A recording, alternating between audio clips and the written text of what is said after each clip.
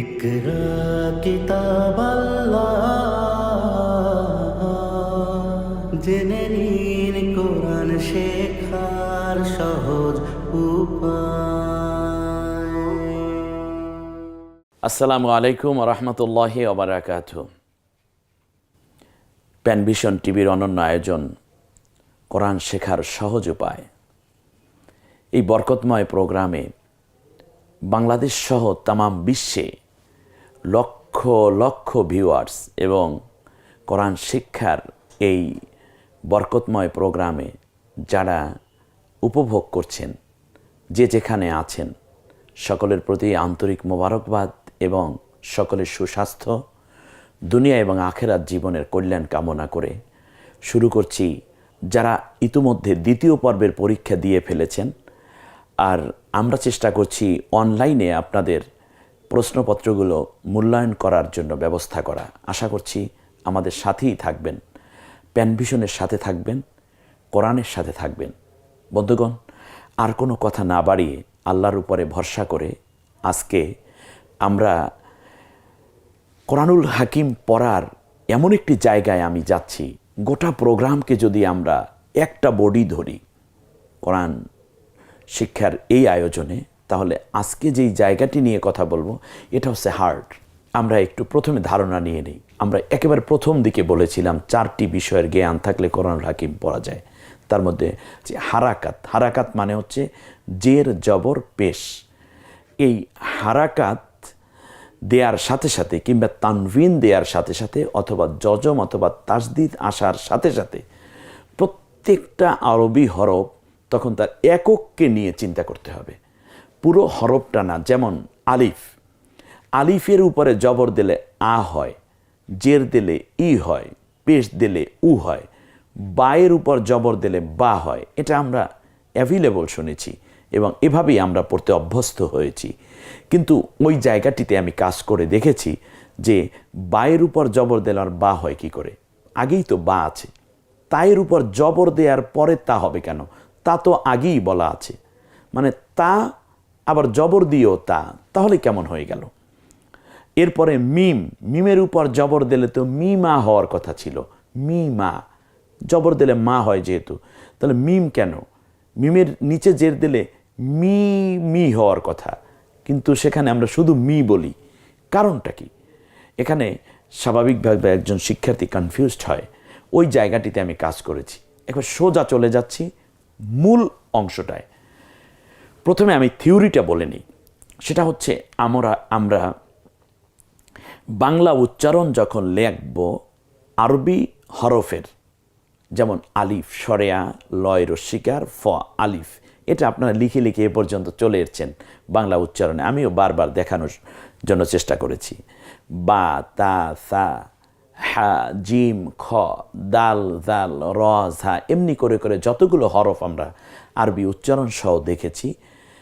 যখন আপনি হারাকাত যোগ করবেন কিংবা যেটা জের জবর পেশ, তানভিন যোগ করবেন, 2 জের 2 জবর 2 পেশ, কিংবা আপনি যখন জজম অথবা তাসদিদ আসবে তখন ওই হরফটার একক চিন্তা করতে হবে।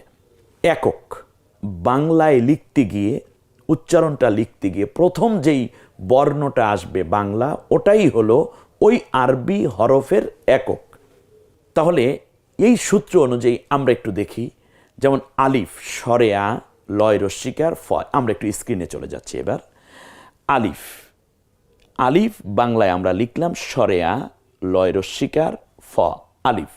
তাহলে এই হরফটা বাংলায় লিখতে গিয়ে, উচ্চারণ লিখতে গিয়ে প্রথমে পড়েছিল স্বরে আ। স্বরে আটাও তো একক হয় না, বরং স্বরে আটা ছিল স্বর ওয়া, সেখান থেকে আকার দিয়ে আ বানানো হয়েছে। অতএব আলিফের একক হলো অ। বা, এবার দেখুন বা, বয় আকার। বায়ের একক হলো ব, তায়ের একক হবে ত, সায়ের একক হলো স। এবার মুখস্থ করেন, আপনি বলে ফেলতে পারবেন। থিওরি শিখিয়ে দেওয়া হয়েছে। তার কারণ হচ্ছে এখানে প্রোগ্রামটার নাম কোরআন শেখার সহজ উপায়। আমি উপায়টা বলে দিচ্ছি, আর এ পর্যন্ত কিছু উপাত্ত আপনাদের সামনে উপস্থাপন করেছি। এবার খেয়াল করুন, জিমের একক কি? তাহলে জ। এবার বলুন তো দেখি মিমের একক কি হবে? আপনি দেখুন পাশের আপনার নাতিন কিন্তু বলে ফেলেছে মিমের একক ম। বলুন তো সিনের একক কি হবে? স। ইয়ার একক কি হবে? ই। সবগুলো ঠিক আছে, সবগুলো ঠিক আছে, শুধুমাত্র একটা জায়গায় গিয়ে আমরা একটু ডিফারেন্স পেয়েছি একটা হরফে, সেটার নাম হচ্ছে হামজা। হামজা যদি আমরা বলি তাহলে একক হওয়ার কথা ছিল হ, কিন্তু সেটা না হয়ে আলিফের মতো হবে। হামজার একক আলিফের একক হবে, কারণ আলিফের উপর কোনো হরকত দিলে সেটা হামজার কাজ করে। এজন্য হামজার একক হলো অ। আলিফের এককও অ, হামজার এককও একক হবে অ। শুধুমাত্র এই হামজা শব্দ হরফটা বাদ দিয়ে বাকি সবগুলোই একরকম চিন্তা করবেন। সেটা হচ্ছে আরবি উচ্চারণ বাংলায় লিখতে গিয়ে প্রথম যেই বাংলা অক্ষরটা হবে সেটাই হলো ওই হরফের একক। আর আমরা এককটা নিয়েই মূলত সামনে হরকত যোগ করে দেখবেন আপনি কোরআন পড়া শুরু করে দিয়েছেন। কি যে ইন্টারেস্টিং ব্যাপার! আমার সাথে থাকুন, প্যান ভিশনের সাথে থাকুন, আপনি কোরআনের দিকে অলরেডি ঢুকে পড়েছেন। এবারে আমরা চলে যাচ্ছি সোজা স্ক্রিনে, অলরেডি চলে এসেছি ইতিমধ্যে। আপনারা দেখতে পাচ্ছেন প্রথম দিকের 7টা হরফ চলে এসেছে। এবার আপনারা সবগুলো একটু পড়ে নিই। আমরা দেখি প্রথমে হলো আলিফ, বা, তা, সা, হা, জিম, এ পর্যন্ত আছে। আলহামদুলিল্লাহ। এবার খেয়াল করুন এবং দেখুন তাহলে আলিফের একক কি। এখানে আমরা 3টা স্তর করেছি, একটু খেয়াল করুন বোর্ডের দিকে। প্রথমে হচ্ছে আলিফ। আলিফটাকে আমরা প্রথমে উচ্চারণ লিখেছি, তার নিচে আরেকটি ঘর দেখুন, সেখানে লাল দাগে লেখা আছে একক। এই লেটেস্ট ঘর যেটা, তৃতীয় যেটা উপর থেকে নিচে একেবারে শেষের ঘর যেটা, এখানে হলো এককগুলো দেখুন, একটা করে অক্ষর লেখা। তাহলে আলিফের এককে হলো অ। বায়ের নিচে লেখা আছে, প্রথমে বা আরবিতে লেখা, তারপর উচ্চারণ বা লেখা, তারপরে এককের ঘরে চলে আসুন, সেখানে লেখা আছে ব। এমনি করে জিম পর্যন্ত গেলাম। তারপরে আমরা চলে আসি পরের লাইন। পরের লাইনেও এখানে 6টি হরফ দেয়া আছে, একটু খেয়াল করুন, একটু খেয়াল করুন। খ, দাল, দাল, র, ঝা, সিন, এ পর্যন্ত। এখন উচ্চারণ আছে দ্বিতীয়, মাঝের ঘরটিতে কালো অক্ষরে উচ্চারণ লেখা আছে, শেষের ঘরে লালাক্ষরে লেখা আছে এককগুলো। একটু দেখুন তো, দেখুন চমৎকার করে। এই তো খয়ের একক খ, দালের একক দ, দালের একক দ, রয়ের একক রই আছে, ঝায়ের একক ঝ, সিনের একক স। এমনি করে করে আমরা পরবর্তীতে আবার চলে যাই পরের পর্বে। সেখানেও আমরা এখানে 6টি হরফ দেওয়ার চেষ্টা করেছি। এককের ঘর দেখুন একটু, শিন, স, দ, ত, জ, এমনি করে আইন পর্যন্ত এখানে লেখা আছে।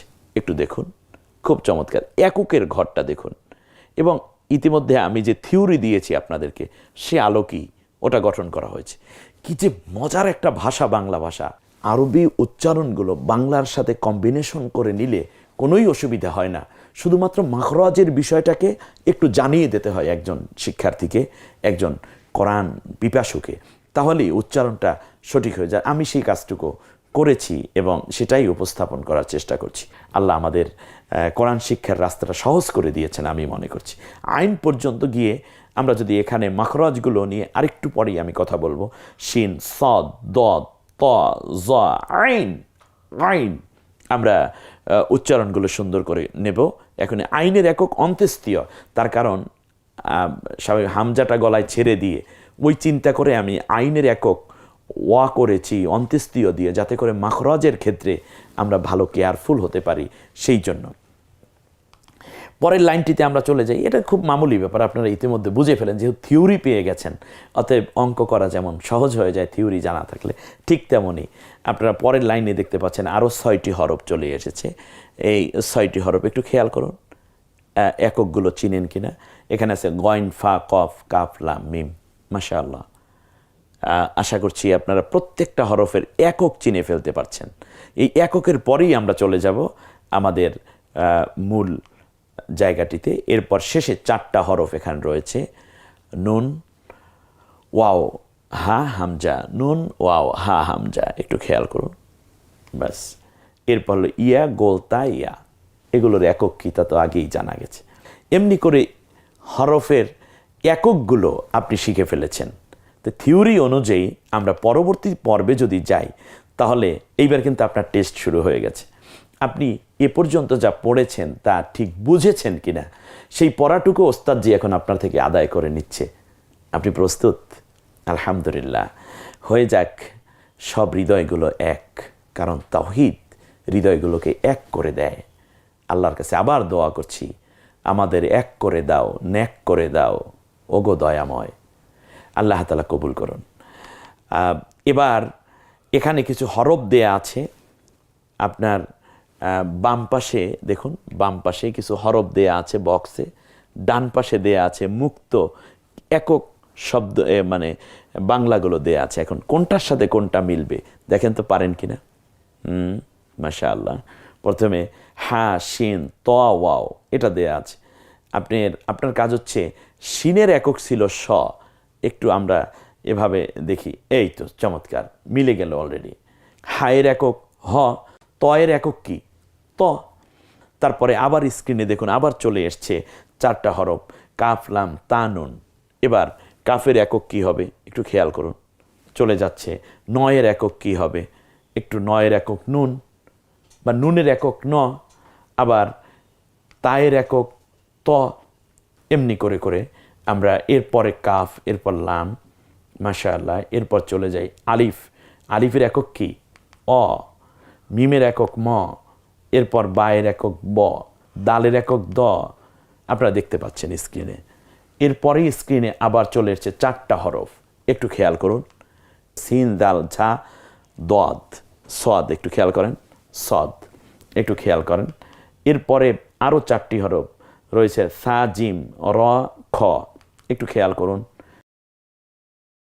বাস একের পর এক, একের পর এক। এটা আপনার জন্য খুবই ইজি একটা ব্যাপার, খুবই ইজি একটা ব্যাপার।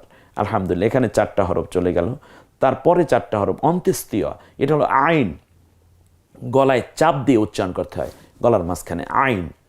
আর হা, এই 2টা হরফ সবসময় গলায় চাপ দিয়ে, ওয়ার পরে যে হাটা আছে সেটা হালকা করে উচ্চারণ করতে হয় গলায় ছেড়ে দিয়ে। ইতিমধ্যে আমরা প্রায় শেষ দিকে চলে এসেছি, শেষে আছে হামজা, গোলতা এবং লাম্বাইয়া। আলহামদুলিল্লাহ, একটু খেয়াল করুন, আপনারা অবশ্যই ইতিমধ্যে এটা উপভোগ করেছেন। আমরা এই মুক্ত হরফের একক দেখার পরেই সময়ের পাখায় ভর করে আর সময় এই পর্বে দিতে পারছি না। পরবর্তী পর্বটি খুবই ইন্টারেস্টিং এবং সেখান থেকেই আমরা অলরেডি কোরআন পড়ব এমন একটি অবস্থা তৈরি হয়ে যাবে। আমাদের সাথেই থাকুন, কোরআনের সাথে থাকুন, নাজাতের পথে চলুন। আল্লাহ আমাদের কবুল করুন। আসসালামু আলাইকুম ওয়া রাহমাতুল্লাহি ওয়া বারাকাতুহু।